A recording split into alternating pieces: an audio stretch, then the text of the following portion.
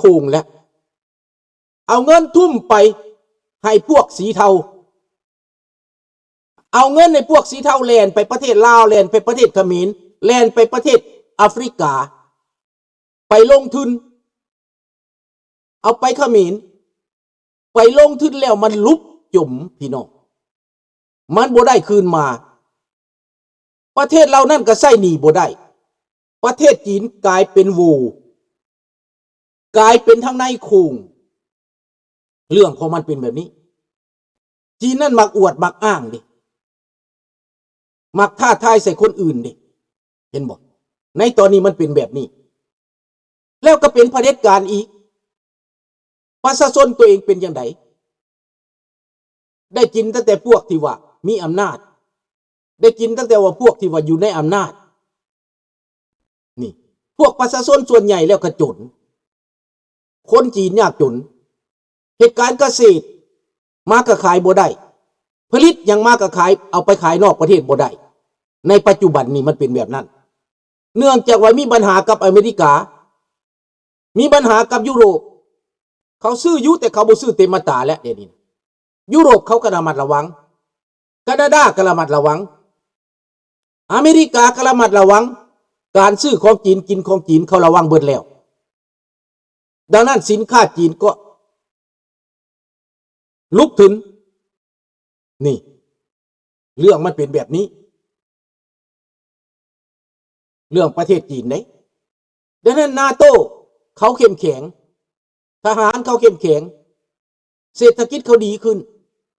เขารู้จักวิธีแก้ไขขนาดว่ารัสเซียบ่ขายน้ำมันบ่ขายแก๊สให้เขาก็มีทางออกทางอื่นหลายประเทศเขาระมัดระวังเพิ่มขึ้นประเทศที่เป็นประชาธิปไตยนั้นจับมือถือแขนกันแน่นสบายดีสมฤทธิ์ดังนั้นข้าพเจ้ามั่นใจในโลกเสรีในยุโรปก็รู้สึกว่าตาสว่างกันไปหลายเติบแล้วในตะวันออกกลางยิ่งตาสว่างในเมื่อว่าเขาเห็นความจริงแล้วว่าอเมริกาเป็นแนวใดอาวุธของอเมริกาเป็นแนวใดผู้ใดก็เห็นยนต์ยานพาหนะของอเมริกาบินไปเป็นหยังอิหร่านเฮ็ดหยังบ่ได้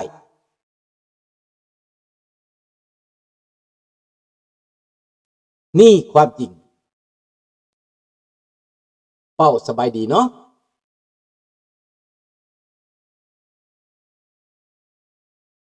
ในเมื่อว่าทางยุโรปเขาเข้มแข็งขึ้นมาในตะวันออกกลางสภาพทุกอย่างก็เห็นกันหมดแล้วผู้ทะเยอทะยานไปอยากกินหมูนั้นตายเองตัวอย่างอิหร่านไปครอบงำประเทศลิบังไปครอบงำประเทศต่างๆอียิปต์ไปครอบงำประเทศต่างๆซีเรียตายเองในเมื่อซีเรียล่มสลายลงไปลิเบียล่มสลายลงไปลูกน้องสมุนของตัวเองเอสบูลาอ่อนแอลงฮามาสตายดับเบิดตัวแทนเหตุสงครามก่อกวนนั่นดับไปหมดแล้วก็มันเคยเดือดร้อนตัวเองแต่ก่อนระเบิดตกใส่หัวประเทศอื่นตกใส่เยเมนตกใส่ลิบังตกใส่ซีเรียระเบิดของไผระเบิดของอิหร่านแต่มาในตอนนี้ตกใส่หัวตัวเองพี่น้องตกใส่กระดานหัวตัวเองรัฐมนตรีคนสำคัญทหารคนสำคัญทางด้านอำนาจการปกครองเขาจัดการตายเรียบไปหลายร้อยศพถูกอิสราเอลจัดการนี่ดังนั้นตะวันออกกลางก็เป็นไปแล้วสบายดีน้องจันทวียังใส่บาทนี่พี่น้องยังเอเชียนี้เขาก็ปลุกปั่นให้ไผเขาปลุกปั่นให้อิตาฮุนเซนกับลูกชายปลุกปั่นให้อิตาฮุนเซนกับลูกชาย สร้างเรื่องสร้างราวขึ้นมาเอาเงินไปจ้างเอาเงินไปปลุกปั่นสร้างเรื่องขึ้นมาสิเฮ็ดศึกกับประเทศไทยยุโยงปลุกปั่นเสษศึกกับประเทศไทยบางคนก็ว่าอันประเทศไทยช่วยอพยพบ่เห็นบ่ว่าซั่นเป็นหยังฮุนเซนจากสิเฮ็ดศึกกับประเทศไทยบางคนตั้งคำถามได้พี่น้องเด้อมื้อนี้ข้าพเจ้าสิเว้าให้ฟังเด้อฮุนเซนนั่นนะมันบ่ได้ดีใจได้เพราะว่ามันเป็นผู้ไล่ข่ารัฐบาลไทยกับชาติพันไปซอยไว้เห็นบ่ล่ะ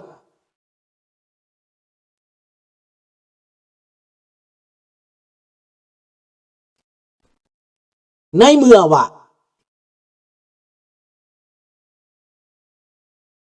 ่าคนที่หนีไปนั่นเป็นคนที่รุ่นเส้นลายปากหุ้นเส้นเป็นคอมมิวนิสต์เป็นเขมรแดงเป็นเขมรแก้วข่าวนั่นนะเมียก็เป็นแก้วก็ต้องไล่ฆ่าพวกประชาธิปไตยไล่ฆ่าพวกเสรีไล่ฆ่าพวกราชวงศ์หุ้นเส้นไล่ฆ่าหนีไป3-4 ล้านเขมรหนีไป3-4 ล้านแล้วคนไทยบางคนตั้งคำถามว่าฮุนเซนบ่ได้เป็นหนี้บุญคุณคนไทยบ่แม่นแต่มันคนละพวกได้พี่น้องข้าพเจ้าสิเว้าให้ฟังเรื่องเขมรก่อนเนาะและจังสิมาเว้าเรื่องราวให้พวกท่านเข้าใจสภาพการแม่นแหละเขาฆ่าล้างเผ่าพันธุ์ตัวเองพวกที่หนีตายนั้นแม่นสหประชาชาติกับรัฐบาลไทยสวยไว้คนเป็นหนี้บุญคุณประเทศไทยก็แม่นคนอพยพคนที่หนีตายหั่นนะอันนั้นเป็นหนี้บุญคุณประเทศไทยแม่นคือข้าพเจ้าเว้านั่นแหละถ้าเกิดศึกลาวกับไทยนี่ข้าพเจ้าซอยไทยข้าพเจ้าบ่ซอยลาวได้ฟังดีๆกับลาวเผด็จการนี่ได้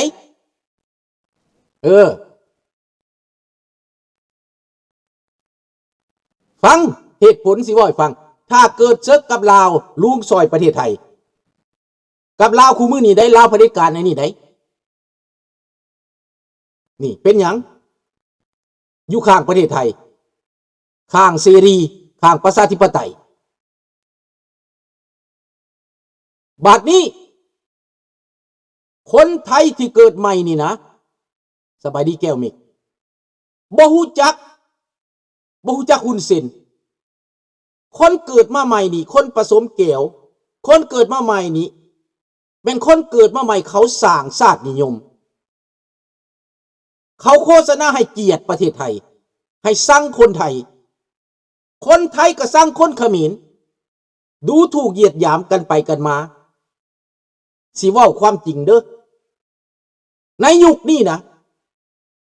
ทางฝ่ายไทยที่ว่าต้องการให้เกิดสงครามนี้ก็ยุยงคนไทยให้ด่าเขมรให้ดูถูกเขมรฝ่ายคนเขมรของฮุนเซนก็ได้ท่ายุยงคนเขมรให้กลายเป็นชาตินิยมด่าคนไทยกลับไปกลับมาส่วนประชาชนผู้แรงงานนั้นจักสิไปข้างใดประชาชนที่เขาทุกข์ยากนะสิไปข้างใดนี่อันนี้แหละเพราะว่าคนบ่เข้าใจสมัยก่อนแมนประเทศไทยซอยเขมรให้รอดออกมาจากมือของเวียดนามรอดออกมาจากการฆ่าล้างเผ่าพันธุ์ประเทศไทยได้ซอยแต่คนยุคนั้นมันตายไปเบิดแล้วคนเก่าออกจากการเมืองไปเบิดแล้วในประเทศไทยก็ออกจากการเมืองไปเบิดแล้วรุ่นพุ่นรุ่นสมัยท่านชาวลิตรุ่นสมัยท่านต่างๆเท่าเบิดแล้ว90 ปี80 ปีเบิดแล้วแต่คนเกิดมาใหม่นี่มันบ่ได้ฮู้จักมันบ่สนใจมันบ่ให้ความสำคัญมันก็เลยเกาะผิดเกาะแม่นกันพี่น้องเลยหาวิธียุยงปลุกปั่นในสมัยก่อนก็ยุยงให้เรื่องเขาพระวิหารเรื่องชายแดนเรื่องตาเมืองทุบต่างๆเรื่องบ่มีก็สร้างขึ้นเพื่อว่าด้านการเมืองภายในของแต่ละประเทศ ให้มีความขัดแย้งให้มีความสะดุดให้มีความยุ่งยากสร้างความยุ่งยากให้กันเดี๋ยวนี้กำลังเป่ากันเยี่ยวจตุพรก็เปลี่ยนขาตั้งแต่ก่อนอยู่ฝ่ายเสื้อแดงบาดนี้มาอยู่ฝ่ายเสื้อเหลืองบาดนี้อันนี้แหละเขาว่าปัญหาภายในเรื่องของมันเป็นอย่างซี่แต่คนไทยคิดว่าเขมรพวกนี้มันจะต้องเป็นหนี้บุญคุณประเทศไทยแม้นหากแต่ว่ามันเป็นเขมรขึ้นมาใหม่มันเป็นเขมรเขมรมาใหม่นี่มันจะบูจักหนี้บุญคุณอันนั้นมันบูจักได้มันเกิดใหม่ดิมันเกิด20 ปีนี่นะเรื่องมันก่อน20 ปีก่อนมันบูจักได้นี่มันบูจักได้ลุงเชียร์แดงหรือเหลืองไม่เชียร์ใครทางนั้นลุงเชียร์ประชาธิปไตยนะครับเห็นบ่ล่ะต้องเปลี่ยนมาเป็นประชาธิปไตยฝ่ายใดเป็นประชาธิปไตยเอาฝ่ายนั้นแดงก็แดงสุดขอบก็ไม่เอาเหลืองก็เหลืองสุดขอบก็ไม่เอาลุงไม่เอาแต่ก่อนลุงก็ลงคือกันลงแดงได้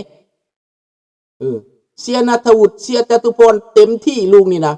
เบิ่งข้ามวันข้ามคืนแต่ในที่สุดแล้วการเมืองมันสกปรกเห็นการเมืองสกปรกแล้วลุงก็มันผลประโยชน์เนาะนี่มันโมเมนต์ประชาธิปไตยเนาะไหนลุงจะเห็นได้ชัดๆว่าอันใดเป็นอันใดได้ในประเทศไทยการเมืองประเทศไทยสลับซับซ้อนนะนี่ในเมื่อเห็นจังซี่แล้วมันบ่แม่นเด็ดแต่ก่อนเฮาว่าจตุพรนี่เป็นนักประชาธิปไตยก็ไม่ใช่แล้วเราก็บอกว่าเสื้อแดงกับประชาธิปไตยก็ไม่ใช่อีก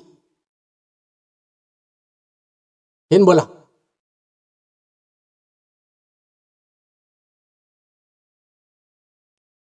ดังนั้นเบิ่งแล้วเฮาสนับสนุนประชาธิปไตยฝ่ายใดก็ได้มาเป็นประชาธิปไตยเอาเลย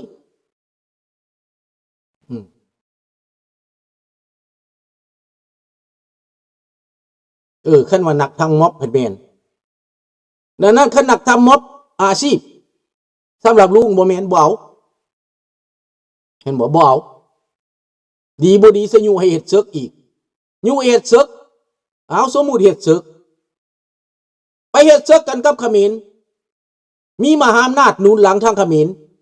ทางนี้ก็มีมหาอำนาจหนุนหลังทางประเทศไทยฟาดกันก็สิเป็นแบบลาวตีกันหั่นแหละตีกันไปตีกันมาตีกันไปตีกันมาคนตายหลายประชาชนตายหลายได้เอาแม่คันเกิดศึกขึ้นมาน่ะสมมุติว่าเกิดศึกจัก3 เดือนนี่นะเกิดศึก3 เดือนฝ่ายเขมรก็ต้องซอกหาไผหาคนหนุนแล้วนานาชาติผู้ใดเข้าข้างเขมรก็มีแม่นบ่ล่ะฝ่ายไทยก็ต้องหาคนหนุนอีกฟาดกันประชาชนตายรัฐบาลก็มีปัญหาเศรษฐกิจเอาไปเฮ็ดสงครามหมด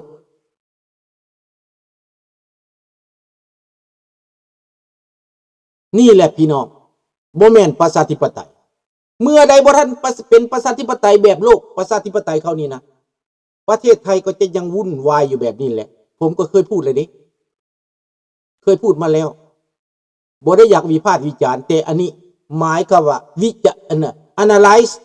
หมายคือว่าเห็นแล้วเห็นทั้งสองข้างว่ามันเป็นอย่างไรแล้วมีอะไรอยู่เบื้องหลังก็รู้หมดแล้วเนาะจะว่าให้ฟังซ้ำนี้แต่ถามว่าเกิดสงครามดีไหมไม่ดี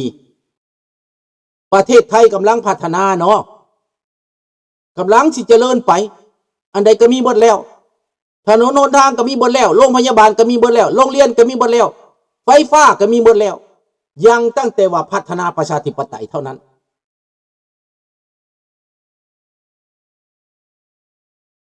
ประเทศที่จะหนุนประเทศไทยให้มั่นคงก็คือสหรัฐอเมริกา